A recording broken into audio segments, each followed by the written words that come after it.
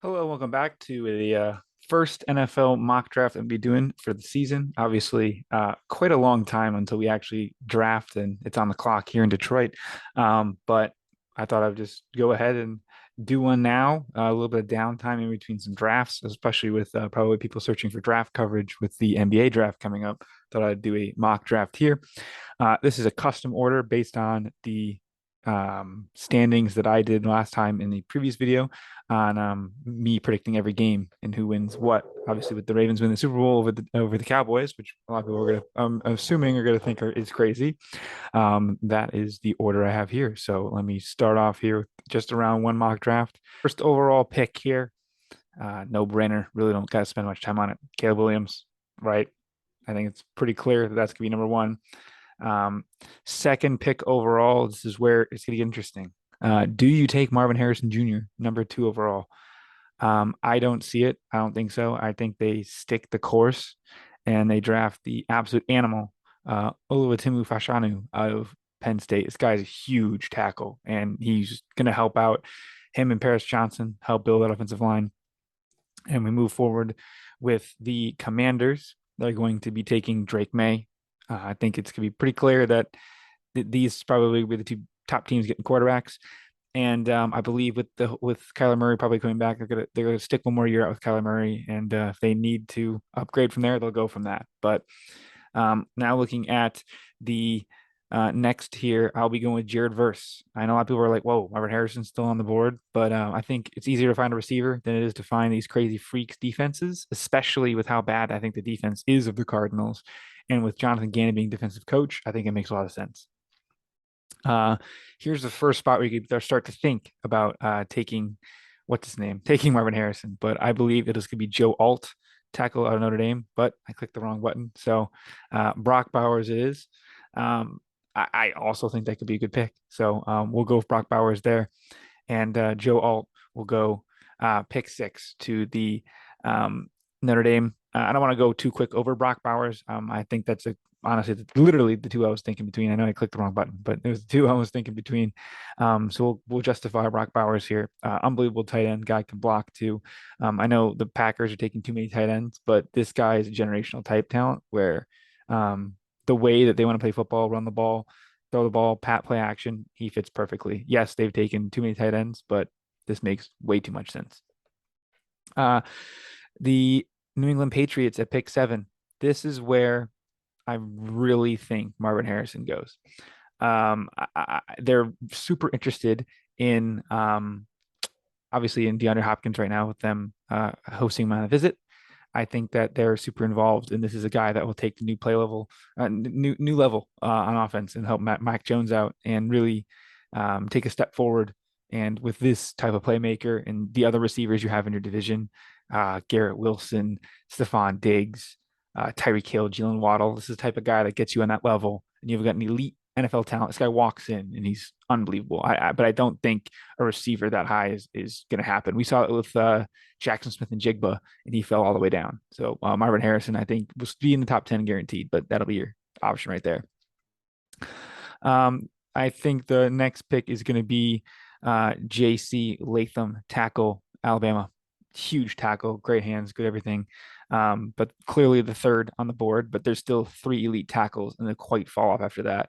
And adding Darnell Wright, you add another big SEC body to him, and that's two good guys to help Justin Fields out. Another team that needs a weapon is the Titans. And this is where you're going to get a lot of mocks to Emeka Ibuka, but I think the way that they play football, Dallas Turner is the great option there. And I think he could potentially sneak his way up in the top here. Jared Verse was going to be a top 20 pick and came back. So one would think he's going to get only better. But Dallas Turner, I think, is another guy right behind Will Anderson. I think is going to be gaining a lot of value in flying up draft boards going forward. The Colts, they need some help on the defensive end, big time. And I think that they're going to go with JT Tuimoloau out of Ohio State. I know there's a lot of Ohio State guys going high, and I don't think they're going to do very well in the season, but these two players are very, very good players. And I think that they're going to make an immediate impact on the next level. Bears need a lot of defensive help as well.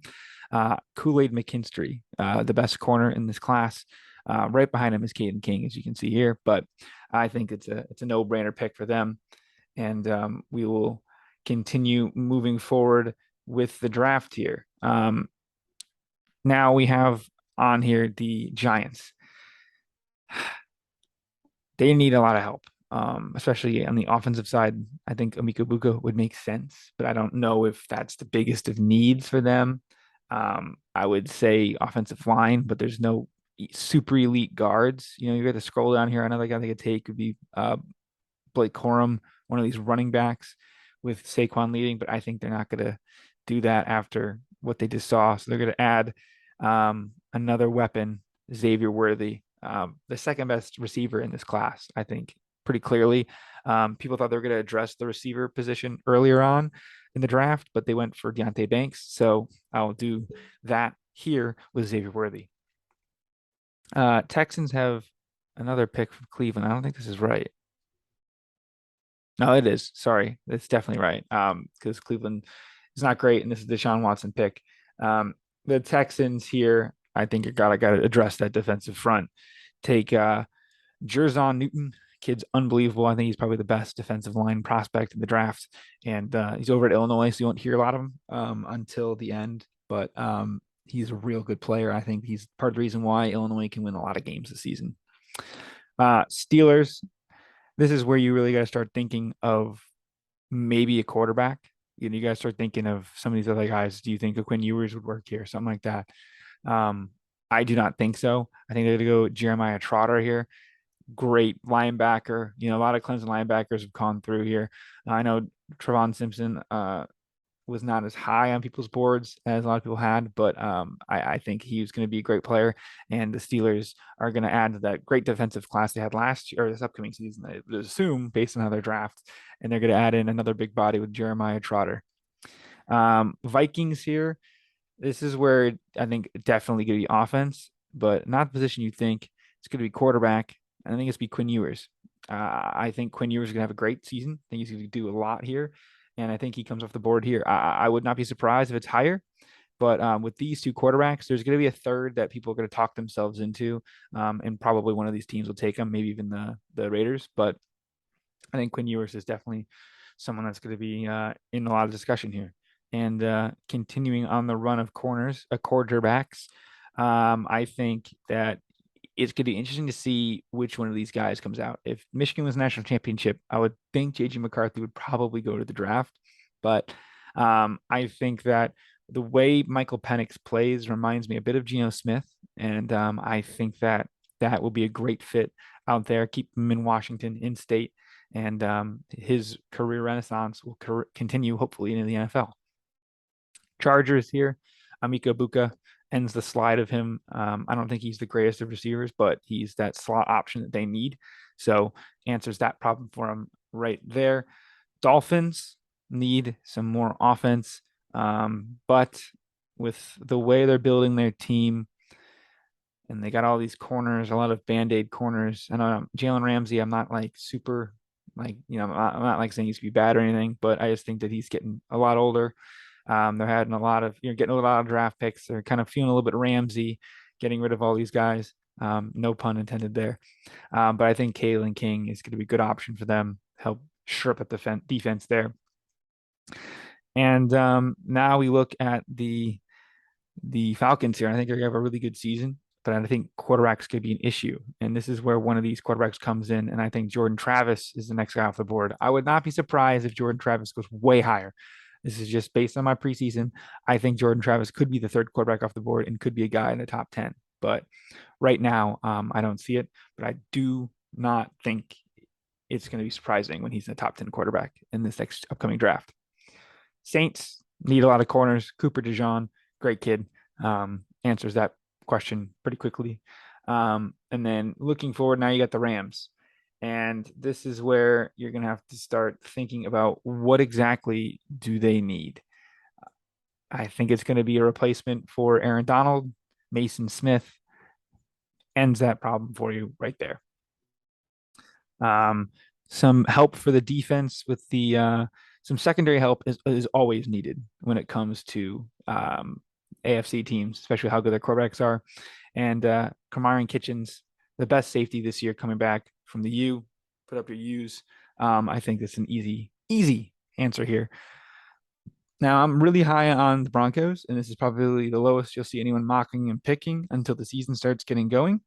But if I know anything about how the way the Broncos play football, I think they're going to go running back here.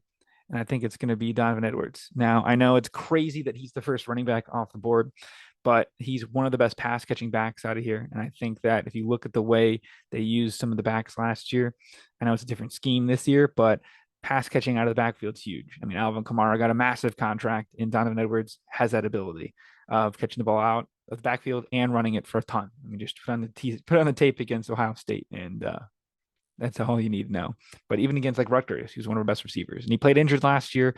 I think he's going to go super high, and I'm very high on obviously Michigan fan bias probably in there, but I don't think it's that crazy. Chiefs. Now, this is going to be nuts. I know it is, but if the Chiefs got a run game, a short run game, I think it'd change everything about their team. And Blake Corum adding into there with what's the guy's name, the seventh round pick. I think it's a great 1-2 matchup, and this is exactly what you need to help run the football. Best short yardage guy right there. Three running backs will be going in here, as crazy as it is. Raheem Sanders, Rocket Sanders, whatever you want to call him. I think he's one of the best running backs in this class. And hopefully, they can finally help run the football up in Buffalo, which has been a big problem the entire time. As of now, they haven't signed anyone to address that, but whether it be Leonard Fournette, or some of these other guys, I don't know, but I think that really helps. Now, this is going to be a crazy reach, but like for like replacement, Drake Nugent was the best center in football last year.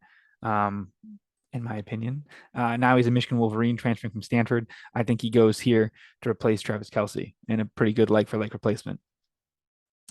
Latu falls a lot more than people would think. Edge, more edges in San Fran.